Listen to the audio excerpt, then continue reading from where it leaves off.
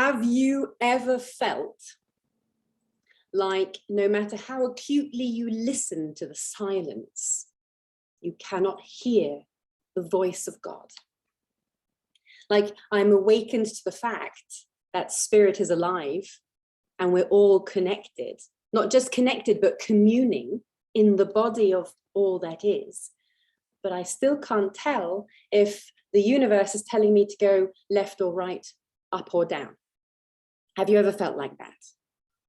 Do you know what it feels like to be unable to discern? Like you've got your spiritual compass, but the needle's just whizzing round and round and round. Well, welcome to the Sovereign Way. My name is Elizabeth and I am your guide for the next hour or so. I'm going to help you uncover how to discern truth from falsehood. This is a very rich and meaty teaching with high spiritual teachings and biblical law and Bible verses and a very high vibrational attunement. So this is chunky meat. So all you need to do to really receive this is to be present, to be listening with an open mind and open heart. Pop everything you think you know on the shelf over there for the next hour or so and just relax into communion and into your willingness to receive. I'm going to make the assumption, because I'm allowed to do that, I'm going to make an assumption that on a deep level, you remember who you are. You already remember. You already know that I am source, and I am spirit, and I am substance. I am three in one. And you already know that we all are that. Perhaps you haven't embodied it fully yet. Maybe you're not Jesus, but you do know, you have that stirring of remembering. So congratulations, you've entered the game of enlightenment. The journey to the kingdom has ended, and now the journey within it begins. This is when it gets good. Because remembering that you are in fact an expression of something infinite and unchanging, unconditionally loving and undying, and tapped into a field of harmonious creativity is just the beginning. That's where it begins. And let me tell you that the end game is not to banish the veil of evil and to establish Christ consciousness. That's not the end game. There is only Christ consciousness. You dissolve into it. The end game is actually the game's beginning, to illuminate the veil so completely that you're finally free to play. To be so masterful at your discernment of truth versus story, that the story can become the mythology, the stage of your life's experience. You have an eternity to be the unity allness, but you only have this life to live. So there's a lot to receive today. So make sure that you're comfortable. Feel it now. Feel your bottom getting comfortable. Feel your spine aligning. Feel your heart space opening. And feel your willingness opening. And be prepared to feel and think differently about who you really are and what's really going on around you. And just listen. This lesson, the next hour, we're going to learn how to disarm and disperse the frequencies that catch our attention and draw our awareness out of love and into the agony of doubt, anxiety, hesitation, procrastination, codependency, terror, stagnation, self-pity. You know the stuff. You know the smelly ones. But it is easier than you think to illuminate falsehood in your vibrational reality, in your life's experience. It's easy to illuminate falsehood. And that's what awareness does. That's what sovereign does. Because all healing comes from love, and loving awareness is the fastest way to heal consciousness. But sometimes we can't see the wood for all the trees. We can't see the wood for all the trees. We think that we're discerning truth versus falsehood out there. And we think it's a black and white game. And we get too stuck in the analysis of, is it this political structure or this political structure that's true? Is it this ideology or this? Who are the conquerors? Who are the controllers? Where's the Illuminati? And we get stuck in analysis of what is. Now, we've largely learned to recognize the outright lies, like I'm not worthy or you're not worthy, although most of us are still practicing sorting out the subtleties of those frequencies, right? Because falsehood is subtle and sneaky. And you know what else? It's intelligence. And it's just as intelligent as you are, and it adapts to your consciousness. I'll teach you more about that later on. So evil, falsehood, isn't a static thing. It isn't a beast with horns. It's a sneaky and intelligent frequency. But just like all frequencies, you can learn to discern it and to discern its harmonics in a symphony. You can become like a sommelier that can taste the different nuances of the wine. You can become like an orchestra master who can hear a false note and exactly where it's coming from. And if you get good at discerning the difference between truth and falsehood, you can very quickly recognize opportunities to serve and expand. And you'll recognize the call into joy and prosperity, and you'll grow your legacy of impact, and you'll see the fruit of your life. You won't just see the fruit of your life, you'll taste the fruit of your life. You'll harvest the fruit of your life and you'll share it. But if you don't get good at discerning this, if you ignore this mastery and you say, I don't need to know that because I'm so ascended, then you will easily be seduced into judgment, bitterness, regret, stagnation, anxiety, and despair. You'll be sowing your seeds, but never reaping the harvest. You'll find yourself engaged in discourse, constant rumination about matters that don't matter. And your creative energy will be consumed by the effort to stay buoyant in a turbulent world. Because the world is turbulent. We're growing through a truth expansion. This is the apocalypse. This is the great revelation. All energies are being magnified. So you need to get good at discerning now. But don't worry. Because like I said, it's easier than you think to navigate. And this class is going to give you some extra clarity. And with clarity comes power. And with power comes responsibility. Here's a quick thought experiment. Settle, poised, engage your imagination, close your eyes, and see the big cathedral window. Beautiful stained glass window. Oh, it's gorgeous. And in the stained glass window, in all the beautiful colors and all the beautiful shape, is the story of your life. It's the story of all the things you've made agreement with. Creative declarations about what's true about you and what's true about others and how things need to be and how things relate to each other. And all of those stories are placed beautifully in that stained glass window, including all the lies and all the truths. And on the one side of the window is the beautiful sun, the source of all light and sustenance on this planet.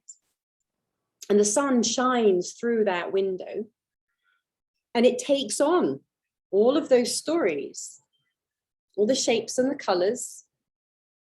And look how, see now how those colors are projected. You see the beam coming from the window as the light moves from the window. It moves out into the cathedral of your mind, into the space of your life. It moves through the air. And you can actually see the beams right now. You can see how the colors and shapes and textures have been taken on by the sunlight. The sun itself is not diminished. You haven't changed the perfection and the totality of what the sun is. It's just shaped itself according to you, according to your consciousness. And look how that projection falls onto the cathedral floor, the hard floor, the manifest structure of your life. The projection of all those beliefs into the world of forms, into your relationships, into your finances. And actually, your mastery of discerning the difference between the projection on the floor, the window, and the sun beyond, that is your liberation. That's how you liberate yourself from the attachment to that projection. You know, people spend lifetimes scrubbing the floor, trying to fix things. They go to talk therapy, they go to addiction therapy, they fix their bank account, they try a new diet, they find a new yoga thing. They're looking for the answers in the structure, or they're condemning things in the structure. You can't be like that, you can't be like that, you can't be like that. They're trying to wash the floor. But a big part of your practice in discerning is understanding what part of you is eternal and unchanging. What part of you is the sun? The ability, the ability to always shine, radiate, produce, sustain, create. What part of you is that? And what part of you is temporary and constructed? The window and the floor. And when you can discern the difference between these two, your honor and your obedience will be to the appropriate power within yourself. So in other words, discerning truth versus falsehood is recognizing the voice of God. And it isn't about what out there is good and what out there is evil. Let's look at the model of human consciousness again from Sovereign. Here's the sun. Here's the source, the spirit, and the substance all in one. This is the infinite sunlight. Here's the stained glass window of your cathedral, which refracts sunlight the same way a prism refracts sunlight, creating value and allowing a projection of values to be projected into a quantum field that then creates a structure out of that. So discerning truth from falsehood is not about looking for the things out here that are true or false. It's not about what out there is good at all. It's not about what out there is evil. It's not about Trump or Biden and which one is which. It's not about that. Now, falsehood does live in the structure. Evil does live in the structure and in the collective and in the body, but it's deeper than that. It's in the air. Look at Genesis 3. Where's my Bible gone? Genesis 3 is a whole chapter which informs us on what was the intention and what was the process, what is the catalog of activities that the Lord, the creative source, went through in order to create this extraordinary, this extraordinary system of humanity. And in Genesis 3, I'm not going to read the whole chapter, but I'll give you a synthesis. Essentially, God formed the Garden of Eden, which is a field of abundant potentiality. And he placed the human consciousness, here's the Garden of Eden, right? All possibilities. And he placed the human consciousness in dominion and stewardship of that abundant creative possibility. Dominion and stewardship, it says. So we are made in the image because now we are creators. But inside that field of creative possibility was the serpent. It says right there in Genesis 3, the serpent. Now the serpent was more subtle than any beast of the field which the Lord God had made. The snake was already there, you see. Humans didn't invent it. We didn't make it. Evil doesn't exist because we're separated from God. It's an idea in the mind of God, which means it has a purpose and it has a place. Genesis 3:1 says, the snake is more subtle than the wild beasts that the God has made. It's subtle. It's not a manifest beast with horns and a tail. It's not a thing. It's a subtle frequency in the mind of God, already in the garden of potentiality. And the directive, it goes on to say that we were given as stewards of potentiality, the directive we were given is to uphold and nurture what is good and true. To uphold and nurture in our consciousness what is good and true. And we're instructed, it says, not to eat, not to embody. Do not embody the knowing of good and evil, because we will surely die a spiritual death. We will experience spiritual decline, declining awareness, a sense of separation, a furthering of separation from wholeness. So instead of embodying the judgment of what is good and evil out there, instead of saying, I know what's true and what's not true and what's good and what's evil out there in the world, which gives you a spiritual death of declining awareness. I'll show you that on the Hawkins scale in a minute. Instead, we're to choose to embody the things that are good. You see, we do know in our hearts what is true. That's what we have first. That's the first thing. It's written in our hearts what is true and what is good and what is love. And notice in Genesis 3:1 that falsehood, evil, doesn't tell the human mind what to do. The snake doesn't say, you should eat the apple. He says, are you sure God told you not to eat the apple? You see, evil actually just questions, falsehood questions. It doesn't tell you what to do. It doesn't oppose truth. It takes truth and it twists it, and it introduces doubt. And then it seduces your awareness by offering all sorts of egoic benefits. It takes the truth, twists the truth, and then seduces you with egoic benefits. It says here, if you eat the fruit, you'll be like a god. Are you sure it says in your heart that you should act in this noble manner? Because, you know, if you just did it like this, you'd make more money. You'd have more friends. You'd be a lot slimmer.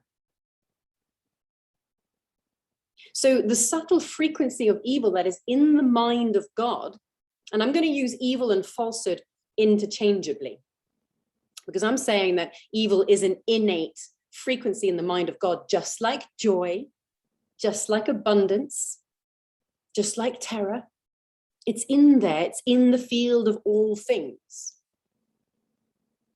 And it takes the truth and it twists it, it doesn't oppose it. But here's the antidote. It's written in Genesis 3:11.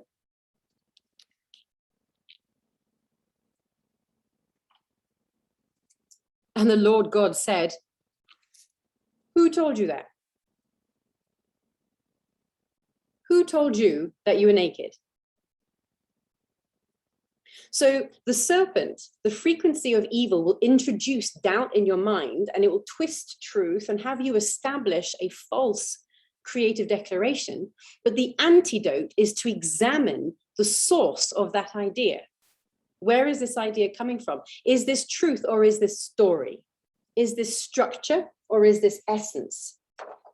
Is this something that has come from the world, or is it something that has come from the wellspring of infinite potentiality? And it doesn't matter where you think you are in your spiritual maturity, that question is always pertinent. Is this true or is this story? You're never going to ascend out of the need for the mastery of recognizing. And here, every time you sense a decline in your spiritual awareness or a weakening in your power, you're in the presence of some falsehood. Subtle. But let me give you permission to know that evil has a purpose. It's a coding to keep our awareness on illusion. If Christ is a state of consciousness, this is the map of consciousness by Dr. David Hawkins. If Christ's consciousness is a mindset that is fully remembered and fully realized divine, then Antichrist is the opposite. It's a fully separate and voided illusion. It's notness. It's the opposite of isness. It's the inversion of truth. So let's look quickly at the sovereign model of human consciousness again and see how this lands in the relationship between consciousness, energy, and manifestation. I'm going to tell you that I had a client who was born into religious damnation. She came last year to see me. She'd been to 47 different doctors, and they couldn't find the source of the intense burning symptoms that she had in her digestive system and in her sinuses. And they would do different detoxes and stuff like that, but it just kept coming back. Well, it didn't take us long, using the sovereign lens, to discover that she'd been born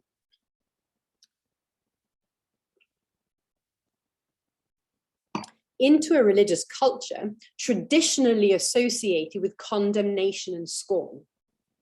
So she'd been trained, her mindset had been trained from a very early age to seek out, suspiciously, to seek out all of the different frequencies of falsehood. Who is going to lie to me next? Who is going to cheat to me next? Who is going to betray to me? And she'd also been trained to believe that if she gets it wrong, if she sins, if she's in error in any way, then she will burn in hell forever. So this was the lens through which she was living life. This was the stained glass window. And you can imagine a beautiful cathedral stained glass window where all the stories in it are of hellfire and damnation. I'm sure you can bring up these sort of Dantean images right now of what that must be like. And what is it like to live the manifest consequence of having a mindset that is trained into that creative declaration?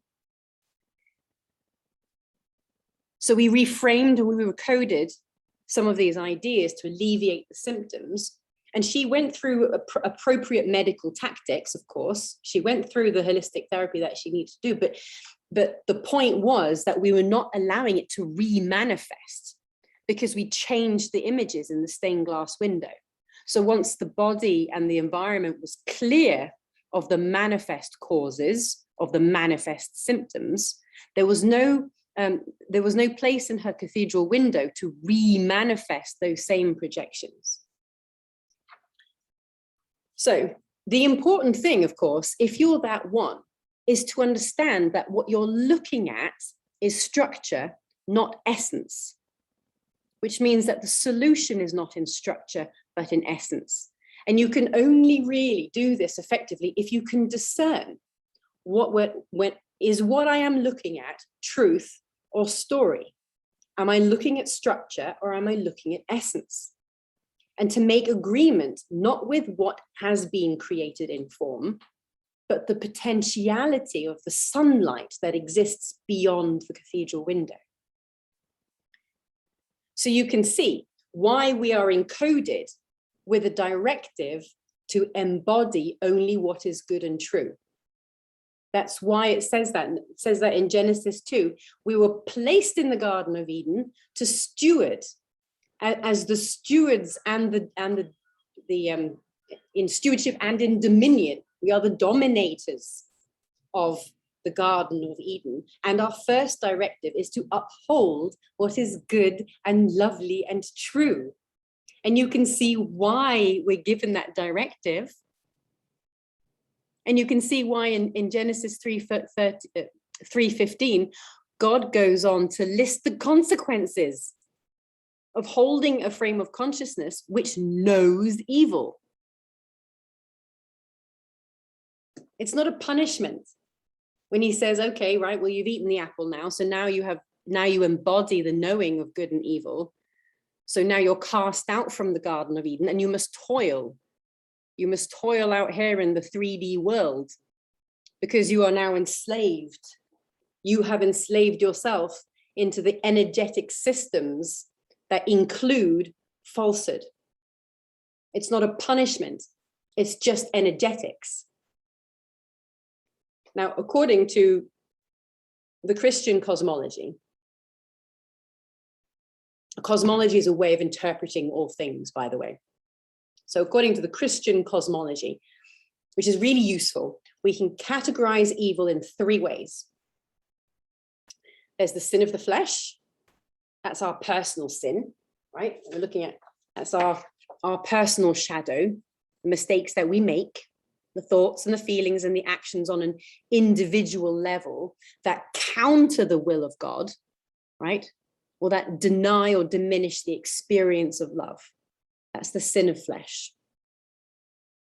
It's not actually got very much to do with what is the thing that's happening, right? In some cultures, it's a sin to cover your hair, and in other cultures, it's a sin not to cover your hair. So it's not really about the doing of the thing. It's about who's doing the thing. That's what it's about. That's the personal sin of the flesh. And the second level of sin is the sin of the world. These are the structures and systems of economy, politics and whatnot that serve to glorify the ego. So we can't say that medicine is bad. Hippocratic medicine is not bad. Hippocratic medicine is about serving people, healing people. But we can say that there are systems of medicine that are not there to glorify God. They're not there to promote healing. They're there to promote greed and profit. That's the sin of the world. Systemic systems of illusion and manipulation that inform our choices when we're not aware, like culturally agreed upon limitations and exclusions. Right? Black lives matter slightly less than white lives. Sort of subtle collective ideas that end up in our genetics, in our cultural agreements, and they're so subtle we don't even know that it's going on. Tracks of evil that we unconsciously whiz along on. That's the sin of the world. And then at the third level, the most intrinsic, is a very subtle, sneaky, but natural field of consciousness called Satan. And this is the fundamental coding of illusion and deceit. It's an innate frequency that dominates the very air we breathe, as the spiritual teacher Paul writes in Ephesians. So it's a part of the fabric of creation, just like joy and abundance, right? i.e., the snake was already there in the garden. That's Satan, a field of consciousness coded for illusion and deceit, to twist the truth. So this is how subtle the frequency of falsehood is. In other words, it can't be found out here as a manifestation of your fault and error. It's in the air. It's a part of all potentiality. And one of the things it does to avoid deception is to trick you into thinking that it's out here. Look for the evil things. Look for the evil ones. These groups and these groups. Gay people and black people and medicine and Democrats. It tricks you into thinking that it exists only in the manifest. So here I'm going to interrupt the teaching with a reflection on LGBTQ+, because I heard a sermon yesterday and it triggered me. And actually it was beautifully written and it was very respectfully delivered, but it prescribed the LGBTQ+ way of life as a sin in Pride Month. Look here, we need to grow up and move on from any idea that any actualized object or event or occurring system is in itself either wholly true or wholly false. There is no wholly true and wholly false. In the Bible, it says God made morning, or God made day, and God made night, but it doesn't say anything about twilight or dusk or high noon. It says God made water and God made earth, but it doesn't say anything about marshes and creeks and valleys. So we don't need to look at duality as what is. We understand that there are millions of undefined distinctions in the potential of all that is, in infinite potential. So if you're someone who relies on particularized chromosomes and genes and genitals to tell you who you are, then you're putting structure before essence. You're putting the world before the voice of God. If your body has arranged itself into the shape of a man, but your incarnate soul is saying, I am woman, then denying that voice in favor of the form and the reflection, that's the sin. That's the error, because that's putting structure before essence. I could go on and on and on. And in fact, there are 6 passages in the Bible that are usually used to denounce homosexuality or gender fluidity. There are 6 passages in the Bible that are used. But actually reading those through the sovereign lens, it's very clear that these are speaking about the importance of unity of feminine and masculine energy, both in individual and in union. It's also very clear that it's speaking about deception. And it says, do not put on a man's armor if you are a woman. That's got nothing to do with being a drag queen. That's got to do with deceiving in order to avoid military service. There are actually hundreds of passages in the Bible that speak about gender fluidity. In fact, one of the first apostles to be ordained was a eunuch. There are hundreds of passages in the Bible that speak about homosexual relationships. For example, the beautiful, beautiful relationship between, oh my gosh, I've forgotten his boyfriend now, between, David and Jonathan. Jonathan, that was it. Listen to this lovely passage here. After David had finished talking with Saul, Jonathan became one in spirit with David, and he loved him as himself. That's 1 Samuel 18:1. And David says of Jonathan, your love for me was wonderful, more wonderful than that of women. That's 2nd book of Samuel 1:26. A beautiful, true relationship. Same with Ruth and Naomi. Same as the centurion, the unnamed centurion and his servant. There are so many passages in the Bible that speak about the whole union of soul to soul, of essence to essence. And that true relation in essence is done through form, but form is not the ordained authority. Form is never the ordained authority. We were placed in dominion of infinite creative essence, and we were told to uphold what is good and what is true. And that means that we must put the essence of home before the structure of house. And it's in failing to do that. It is in embodying the knowing of good and evil, which is judgment. It's making judgmental declarations about what out here is good. In doing so, that is how we create the illusion of separation. That is how we're cast out from the garden. Listen, sexual identity and gender identity are components of a person's personality, and as such are a part of who God has made each of us to be. Listen to this. This is beautiful.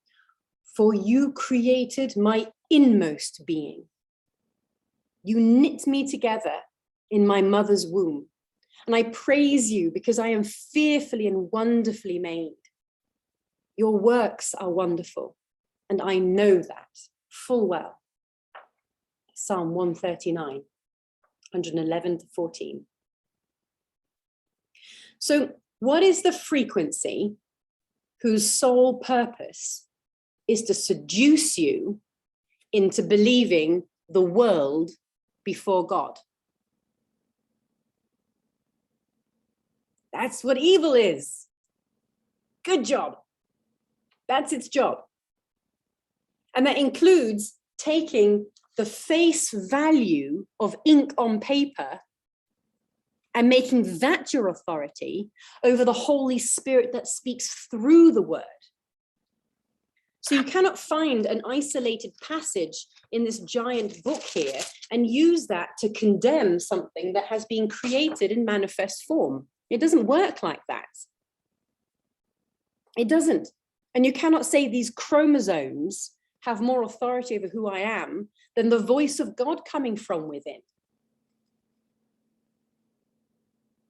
So that is what evil does, right? It seduces us into putting structure before essence. So let's look more at its function. Let's look at how it does that. This is the scale again. This is the Dr. David Hawkins scale of consciousness. This is, let someone in.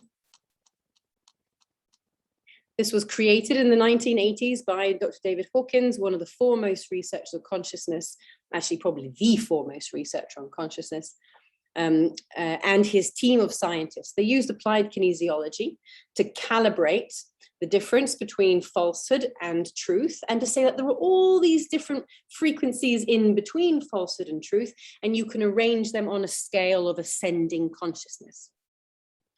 Where in the low areas, here, down here, we are in illusion, and in the higher areas up here, we are in clarity and truth. And notice that there are three dominant dynamics going on here, two different dynamics on a macro level. There are frequencies that serve to enlighten and enhance and elevate the human consciousness. And there are frequencies that serve to darken, to seduce, and to manipulate and to deceive human consciousness. Where in the presence of truth, we experience an elevation, enlightenment, enhancement. We call that ascension. When we're in the presence of falsehood, we experience depression, right? Depression, depress. We experience depression, spiritual decline, and entropy. This is the most powerful piece of awareness for you to practice your discernment. The easiest way to say this is that truth is strength and falsehood is weakness. It's a very crude way of saying it, but we can say it like that. And we can actually measure this scientifically in the subtle energy field in the body. And you can develop the skill of kinesiology, which allows you to use your own muscles to calibrate the level of truth in anything. And you know what else? When you have the ability to test the level of truth in anything, you also have the ability to calibrate it up, to transmute, to improve, to enhance. And that's what sanctification is. That's what happens when you bless your food. Did you just sneeze right when I said bless? Yes, you did. Yeah. When you bless your food, you're calibrating it. You're calibrating its frequency up the scale. You're elevating it. You're bringing it closer to perfect truth. So imagine that you had this skill when it came to choosing what to eat today. Or when it came to choosing whether to go left or right. Or choosing whether to go to this engagement or that engagement. Or what friends to spend your time with. Imagine that you had the ability to calibrate instantaneously in your knowing. What is this proximity to truth? And how do I enhance it? How do I sanctify my goals? How do I elevate the frequency of the choices that I'm making? Now, for levels of consciousness below 200, it's very easy for the frequencies of evil to keep you in deception. 200 is neutrality. So that's this sort of attitude of, you know, life is what it is, I guess. And at this level of consciousness, it's very easy to be deceived. You know, before Hitler came to power, his consciousness calibrated in the 300s, which is pretty genius. Means he's sharing space with sort of doctors and engineers, people who are very, very good at thinking things through. When he came to power as Vice Chancellor in 1933, he calibrated down at 50, which is wrath and envy. And because that was the field of consciousness that he was participating in, it was extremely easy for him to recruit millions and millions and millions of people. Because the human awareness at that level is already in illusion. So its prehension, the way that it is viewing the world, the lens through which it is viewing, is already in the frequency of deception. So it is in the coding of evil. It is in Satan, not in Christ. Do you understand the distinction? So all evil needs to do to keep them there is to continue to be. So lies like you're worthless, or he's worthless, or they're better than them, or these guys need to be killed or exterminated. Those sorts of lies have a lot of impact on this field, and they're very, very effective. Oops. Very effective, those lies. So when you're out there, by the way, and you're condemning everybody else for being sheep and believing the lies and the control of all these things, consider that they're playing a different game. They're on a different game board. And there's no point you being in judgment. For higher levels of consciousness, let's see, underneath around 500 or so, other mechanisms of evil are necessary. Because the lie, you're worthless, has no power over you, because your knowing of I am worthy is much more powerful. Your knowing I am worthy calibrates at 500, and your worthless calibrates down here. So it has no magnetism over your field of consciousness. It might sting a little bit when someone says you're worthless, but that's just how you discern it as a false frequency, because you can discern the depressing effect of it. So instead, evil arranges itself intelligently into other systems. For example, in the mid-range sort of layers of consciousness around 500, this is populated by extremely intelligent, powerful, purposeful individuals and collectives. So how does evil interact with your decision-making at these levels in order to create this entropic effect of decline? It uses seduction and manipulation. It tells you need to seek more out there. God, your business is going great. You need to scale it even more. Its idea is always to get you away from the appreciation of what is and to get you looking out here, for your satisfaction and fulfillment. So it uses seduction and manipulation. Beyond even that, right? If you, let's say you calibrate up here in 600, 700, where those sorts of things just can't affect you anymore because you're no longer interested in worldly success. Up here, addiction works really well. So evil uses addiction because now it's using your own biochemistry to distract you from truth. So it's using your own hormones to say what you need is actually out here. It's actually out there in the world.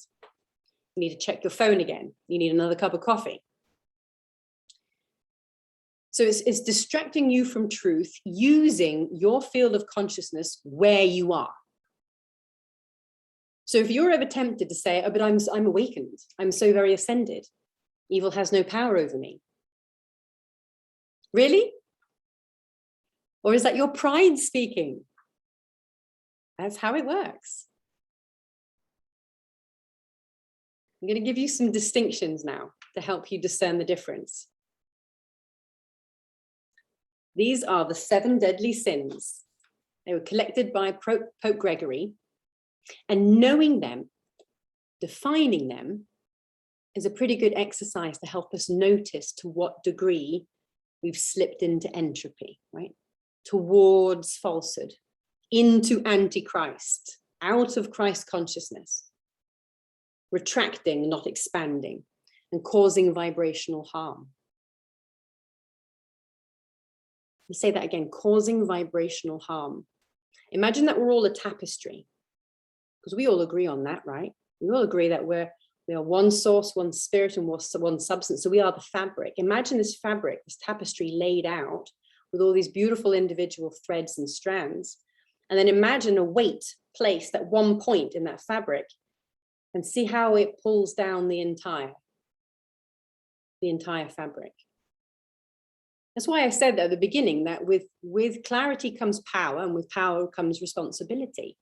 If you can distinguish between the different frequencies of evil, you also have a responsibility to uphold your mindset in relation to those frequencies of evil, because in allowing yourself to descend, you're also causing vibrational harm on the collective.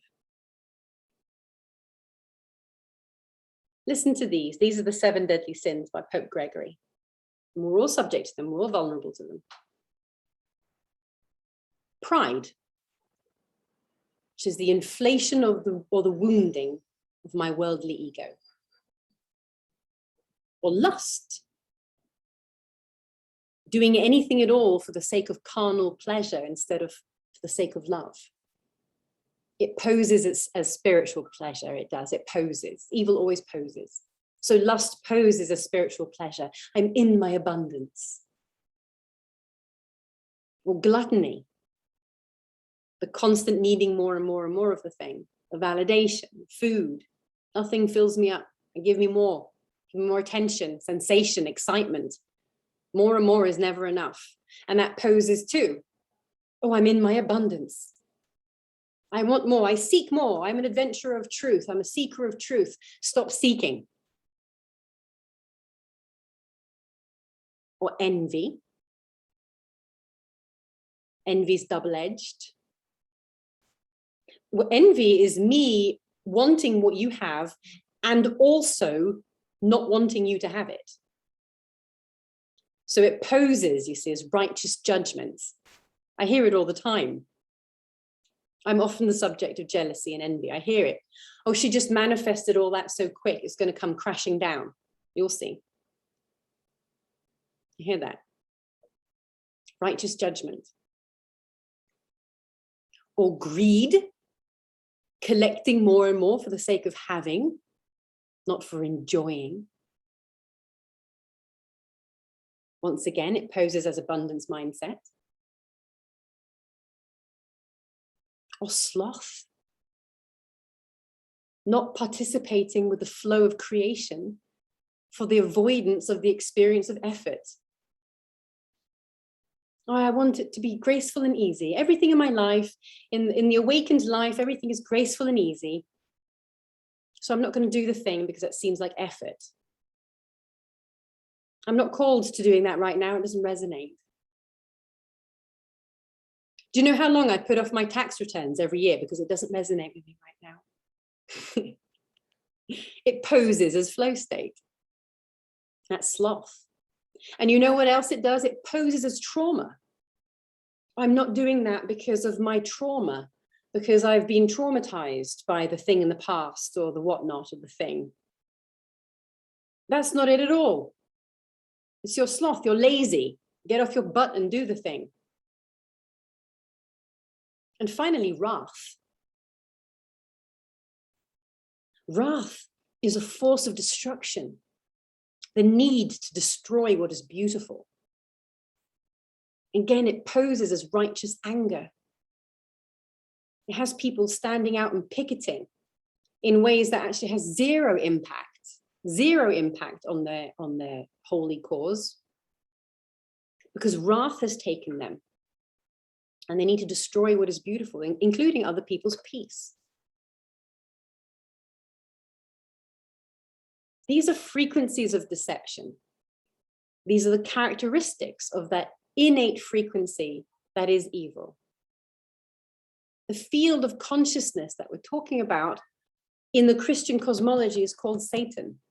Denying its existence gives it much more control.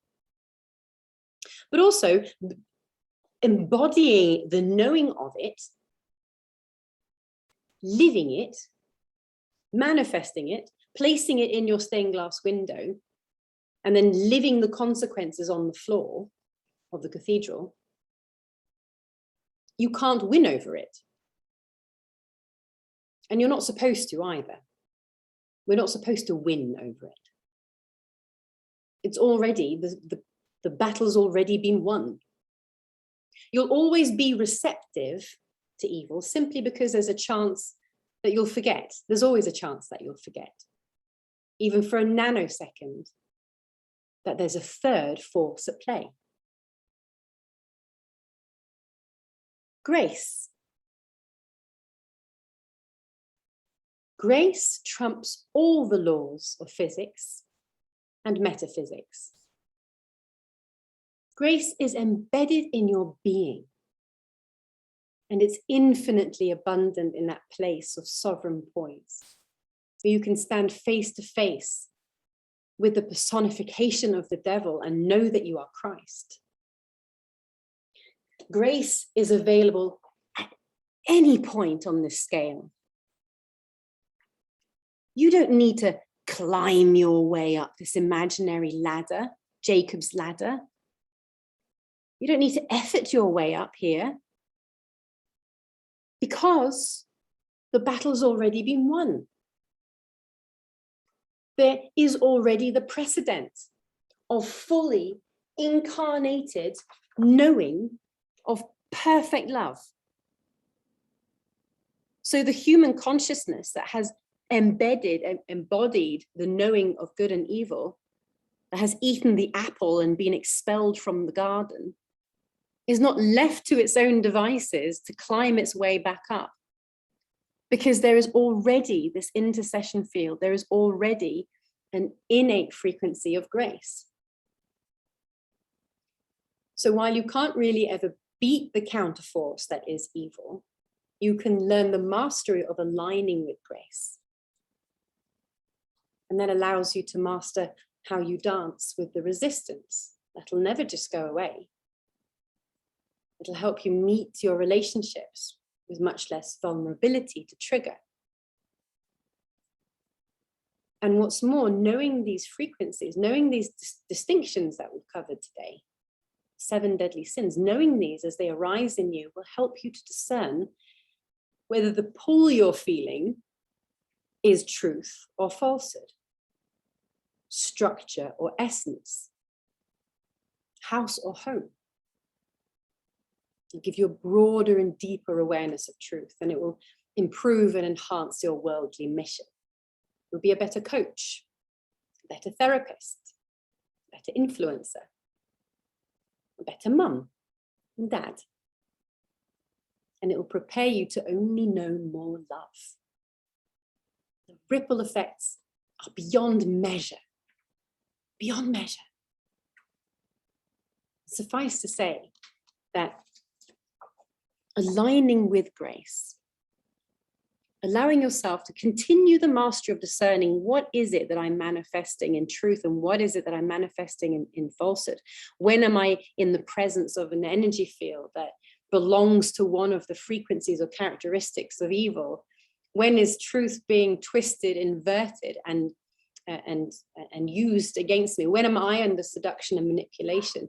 You can continue your development of discernment, but doing it inside the body of Christ, doing it inside the presence of infinite mercy. You can expect a life of ever-increasing magic and miracle. By the way, before I sign off, I'm going to give you one last word of caution, a loving word of caution.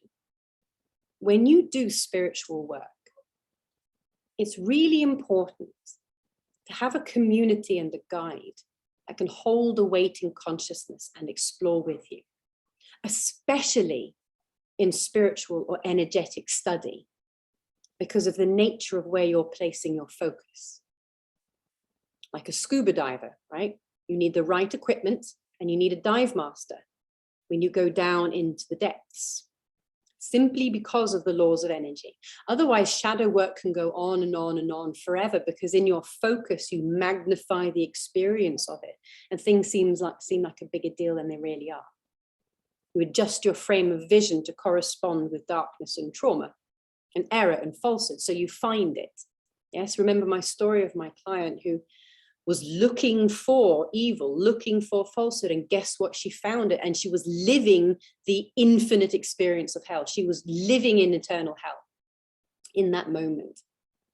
You can find an innocent memory in your remembering, and you can remember it as a terrible thing. So that's why we offer a 3-month coaching program for consciousness clearing, mental and vibrational mastery, and spiritual ascension. And you'll be trained in discernment. You'll learn how to hold excellent vibrational buoyancy.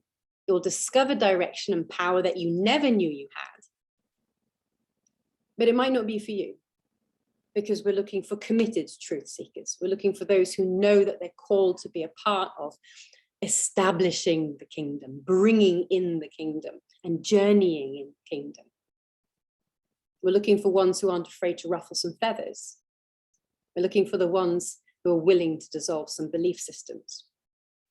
And if that's not you, that's okay. There's definitely a program out there for you. But if this is you, let us know. So, finally, brothers and sisters, whatever is true, whatever is noble, whatever is right, whatever is pure, whatever is lovely, whatever is admirable, if anything is excellent or praiseworthy, think on such things. That's Philippians 4:8. And look, what happens when you dwell on what is right and pure and lovely, what is admirable, excellent and praiseworthy? What happens when you dwell on such things? What is magnified in your experience? Magic and miracle. My loves, thank you very much for joining us. Thank you for being a part of the Sovereign Way group. Thank you for following along in the teachings. This is the time where I'm going to turn off the live stream and I'm going to open the table for those who are present in the Zoom room. Thank you very much for joining.